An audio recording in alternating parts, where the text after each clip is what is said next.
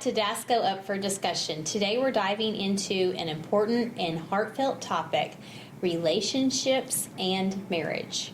We're joined by a very special guest, self-advocate Heather Hancock-Blackburn, who is here to share her story, experiences, and wisdom about love, commitment, and building a life with a partner. But before we jump in, just a quick reminder, don't forget DASCO's biggest event of the year, the Down Syndrome Festival and 5K, is right around the corner on Saturday, September 27th at the Myriad Botanical Gardens in Oklahoma City. It's a day of full celebration, community, and support of individuals with Down syndrome and their families. You can register or donate today at dsfestivaland5k.com.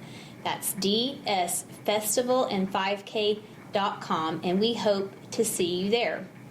Now let's just get on with our conversation with Heather. Welcome, Heather. How are you today? I'm doing good.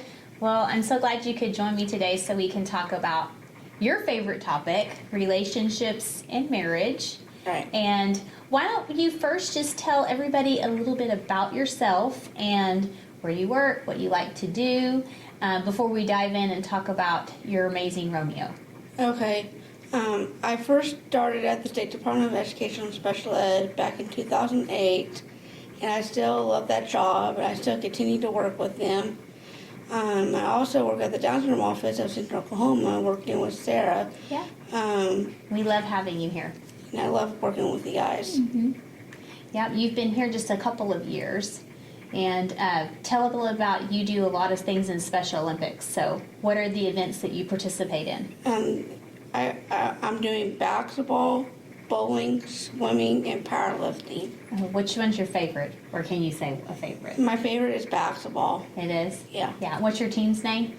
OKC Hot Shots. Ooh, I know. I've watched you guys play. You're really good. Thank you. And, you know, Heather, you have a great friend group around, don't you? Yes, I do. Talk a little bit about your club? Yeah, we have a club called OKC Advocates in Action. And what we do is we go out in the community and serve others. And we go pick up trash, and we do other things like going to Johnny's night, kind of socialize with people. And we do other service projects in the community. And do you guys meet weekly to do your Johnny's nights? Yeah, Johnny's nights we meet second Friday of each month. Okay. And that's just a great time for everybody to kind of eat and be together. Yeah. Yeah. And we like to see our club grow if we get more advocates involved in our club. Is there an age limit? They have to be 18 years of age or older. So an adult, so Yeah. 18. So Kirsten could join. I need to start bringing her to those, don't I? Yeah. So Heather, tell us a little bit about when you first met Craig. Where'd you meet him at? Okay, I met him at St. Louis at a National Down Syndrome Convention. And I think George Earhart at the time set us up on a blind date. How old were you when you first laid eyes on him? It's probably... Were you still in high school? I was still in high school still, back in 2004. Okay. Yeah. And for those of you who don't know, Craig is Heather's husband. And that's what we're talking about today, is relationships. And so where did you go on your first date? My first date, he took me to a celebrity basketball game. Oh, fun. And then he took me to the dance. At the convention? Yeah.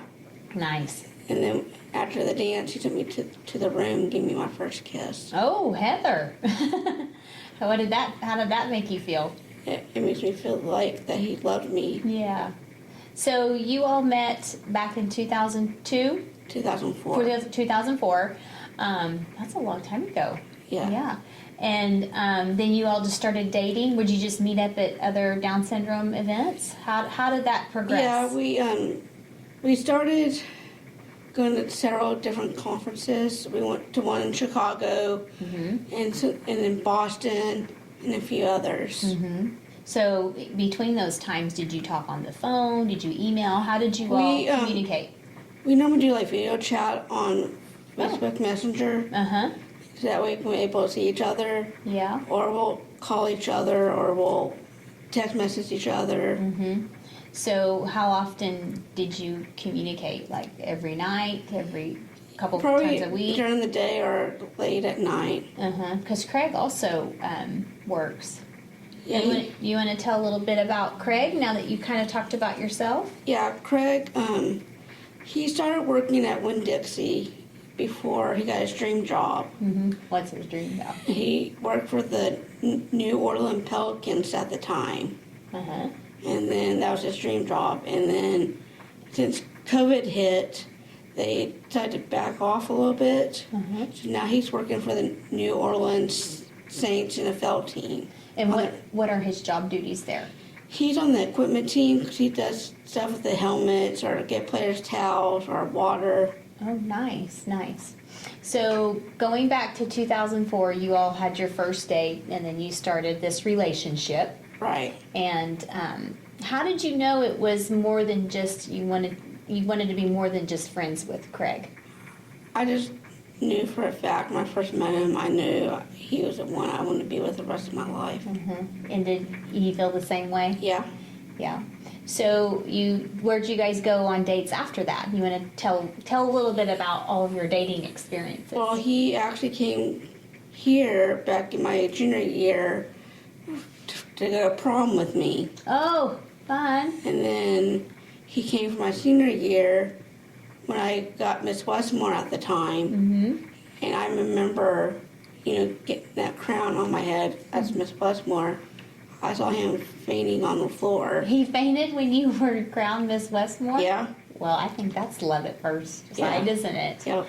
And then you all just continued to date, and are there other things that you all did? Some other adventures? Yeah, we'd, hang out with my friends. We'll go, and I take them to dinner, just him and I.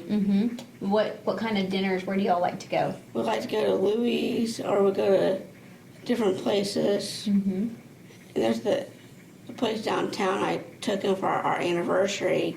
It's called the Magnolias. So I took him there. So, so you all like to do a variety of things. Does Craig also participate in Special Olympics? Yeah, he does. He does basketball. He does bowling. And I think he's starting to do bocce. Oh, nice. So it seems like you guys have a lot of common interests. Yeah. What kinds of things do you all talk about when you were dating to kind of flourish your relationship? We had talked about we were ready to get married, and we were discussing that. And I didn't know the options from either being long distance or stay together. I don't know, but we're working the pieces out and see what we need to do. Sure. So you all just kind of talked about how you wanted to be together and what kinds of things you like to do together. Right. Is there a particular movie you all like to see or watch over and over again, or? Yeah, there's lots of movies like Message in a Bottle. Nicholas Sparks movies like Walk to Remember. Do y'all like to do some activities together, like bowling? I think we went to Topgolf. Yeah, we did. I took him to Topgolf to celebrate his birthday with my friends. And I know you're really big about this, Heather, because you're such a gift giver. Right. And so I'm sure you have given Craig a lot of nice gifts and things over the years. What's one that kind of stands out? Actually, I just gave him I ordered him a blanket. Let him know I was thinking of him. Oh, that was really nice of you. And is it the same? I mean, does he send you stuff as well? He does. Most of the time he does. Yeah. So, so you guys dated for what, almost 15 years before you got married? I think so. Yeah. And tell us about the time he proposed. It was back at the Down Syndrome Convention in Kansas City.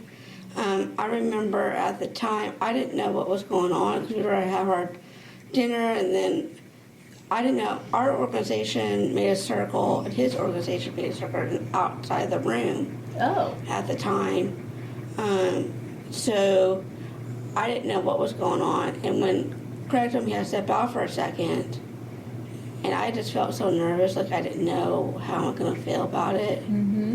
So Craig went into the room that we had dinner, and he grabbed my hand and put me out center of the room. Aww. And I remember that he dropped to his knee and he told me he had me from hello. Aww. And he gave me my ring and asked me to marry him. Oh, that's so sweet and so special. And was everybody there? Everyone was there watching the whole thing. Oh, how sweet. Did everybody just cheer and laugh? I'm sure there's videos of it. Yeah, I still have it on video. Oh, that's a sweet, sweet memory. Yeah. So how long did you all, were you engaged before you actually got married? Yeah, we actually got engaged before we thought of getting married. Uh-huh. It was that kind of a long time? Yeah. Because you had to figure out some things. So you got engaged, and then you want to talk about your wedding ceremony? Yeah. Tell everybody where you went and what all the details were. We went to St. Thomas Virgin Islands. That's where we got married. It was an incredible lake. You could see out the ocean on the beach. And when I walked down the aisle, I could see the tears coming down Craig's face. Oh, how sweet. Yeah. Yeah. Did you all write your own vows? Yeah, we did. Do you remember any of those? What you said? I told him how I felt about him. I told him that you're the first person I ever fell in love with, and I want to spend the rest of my life with you. That's so sweet. And I know, so you and Craig have been married. When did you get married? Back in 2016. When's your anniversary? What day? Yeah, what day? June 7th. June 7th, 2016. Yep. Wow. You're going to be celebrating 10 years. 10 years coming up. So, yep. But you've been together almost 20. Right. That's quite a long haul to be with somebody. So, and I'm sure just like any couple, you all have disagreements too, right? Right. But you're able to talk through those and work them out. And hopefully we're able to live together. I hope so. But sometimes the cards don't always work out in that area, do they? Right. For those of you who don't know, so people with intellectual disabilities that have Medicaid and Social Security, they cannot get married and live in the same household, or they will lose their benefits. One of them would have to relinquish those, right, Heather? Right. In order for you to stay legally married. So you and Craig have just a common law marriage, right? Yeah. A community just a ceremonial. Yeah. So legally, you don't have a marriage certificate, right?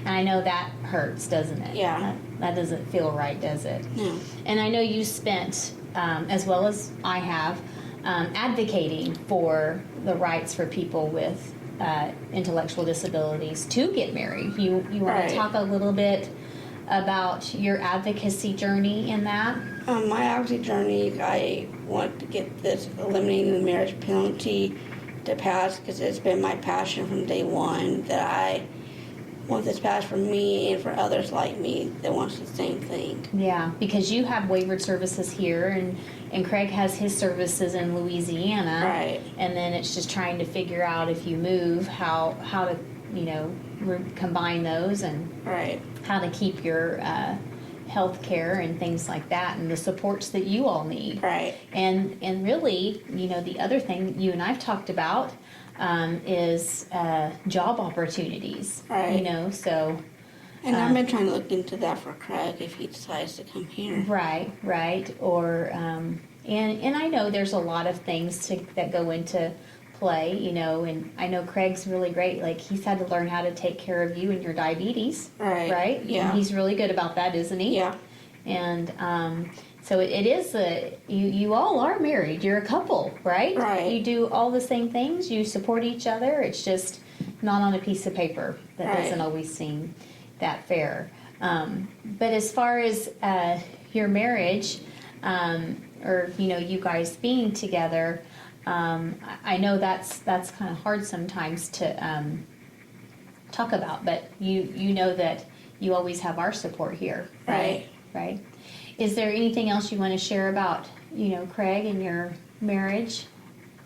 I'm just hoping we can get this bill passed and get it going so we're able to be together. And we talked to Congressman Cole about that. Yeah, we did.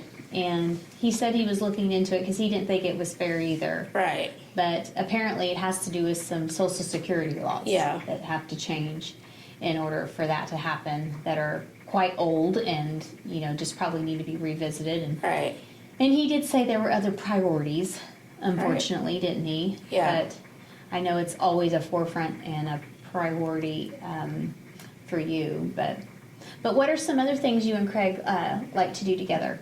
We like to do a lot of things. We like going out to eat a lot. We like to spend time together. Mm-hmm. Is there a particular thing that you two do together? I mean, I know you FaceTime quite a bit now to try to keep the spark going. Right. What are some other, maybe you could give us some tips on how to keep the spark going in our marriages after 20 years of being together? Just know how to communicate with each other and do the right thing and help each other out. Absolutely. And you, it's different for you because, not only are you all great communicators, but you have the support of your families. Right. Of staying together and being married and building your relationship. Right. And I'm sure the long distance thing, I know it sucks, doesn't it? Right. It's just not fun. I know you have that's hard sometimes. Right. But you all seem to do it so well. You really do. And I commend you for that because... But it's hard for me to see him go and have to stay back. Yeah, I'm sure it is. But thank goodness we do have FaceTime and Zoom calls. I know, but it's still not the same. It's not. I'm sure it's not the same to touch somebody, is it? Right. Yeah. And Craig actually lives by himself, right? Yeah, he has a condo. Uh-huh. So he's getting ready to move to another place. Right. Since he's been at this condo for 15 years. Mm-hmm. But he lives independently. Yeah. Yeah. And you have actually traveled by yourself to go see him. Right. Right? Yeah. And you want to talk about those experiences? I think it's a lot of fun, me, to fly down there by myself. Mm-hmm. And then actually going and be with him and spend time with him. Yeah. And I know you all try to meet up for special occasions. Right. All the holidays and your anniversaries and birthdays. Right. And Valentine's Day, I know, is a real special time for you guys. And is any one of those times where Craig really surprised you that you were like, wow, Yeah, he did. You want to tell a story about that? Well, it was my birthday week, and I didn't know what was going on. Uh-huh. And then my dad told me, come here, there's someone out here for you. I didn't know who it was, so I opened the door, and there he was. Oh, was that a recent birthday? Yeah, it was a couple years Was back. it for your 40th birthday? Probably. Yeah, we went bowling and did some fun things, and he surprised you? Yep. That's so awesome. Yep. And I am in awe of how you guys just make it work and have stayed together. And you are right. Communication is a huge part of, marriage. Right. What other tidbits would you give listeners out there about marriage in your eyes? I think, you need to find the right person to be with and learn about one another and teach them how to be successful, because that's a whole hard part of being in a relationship with someone that you can really trust and spend the rest of your time with. Mm-hmm. So, we do several classes here at the Down Syndrome Association that's taught in our self-advocacy program about, having relationships and meaningful ones. Do you think that, if you had to tell something to another self-advocate, what would you tell them based on your experience? You gotta have the same personality as the other person. Mm-hmm. And that way you guys can kind of click with each other. Mm-hmm. But as far as, finding love, what would you tell somebody who's just desperate to find love? I just let them know there's a lot of people out there in the world that you can meet, and if you find the right person, and I knew you guys are going to fall in love with that person. Mm-hmm. And you've even given some talks to some of our self-advocates about, your relationship experience. Yeah. And I think that's been, really helpful. And even as parents, for, us to see you and Craig as this model couple kind of gives, us a lot of hope. Yeah. I hope, someday Kirsten can find her true Romeo and have. I'm sure she will. She gets there. Yeah, so, so that she can find that connection. And I mean, I know those things are so important, and you've always kind of trailblazed When I first through. started getting into this, I've been watching my sister since she's been dating. I knew that I wanted to be with someone I want to be with. Just You wanted like the same her. things, right? Yeah. Yeah, you wanted to have a relationship. Did you have any other people that you dated before Craig? Yeah, there's a couple of people I knew over the years while I was in school. Mm-hmm. And there's a lot of guys out there I really liked, but they were not my personality. Yeah. You and Craig just seemed to click. Yeah. He kind of, I know he finishes your sentences even. Yeah. It's kind of one of those nice things. He knows what your thoughts are. Yeah. And I know that's really comforting. And I think, a lot of people, we talk about this, just because you have Down syndrome doesn't mean you don't want to, have a relationship, go on dates and, find a partner to marry, right? Right. Mm-hmm. And I know we talk a lot about that here and what relationships are and, how to cultivate those. And I want to tell all of our advocates that you got to get to know one another, and you got to go out there and go to all these conferences, and one day you'll meet someone from another state. Yeah, you could, or you might meet somebody right here. Or here too, yeah. Yeah, I mean we've had a couple of people start dating at DASCO. Yeah. Some of them in our self-advocacy program. Right. They have made a connection, and I know that's just really important, and I hope that's one thing that we can do for you all. Make Right. sure that you do have meaningful relationships, and Right. and how to navigate those we can help, as well as the caregiver support. Right. And you want to talk a little bit about how your parents have been, because they've been really supportive of this from the very beginning. Right. They let you travel and be with him.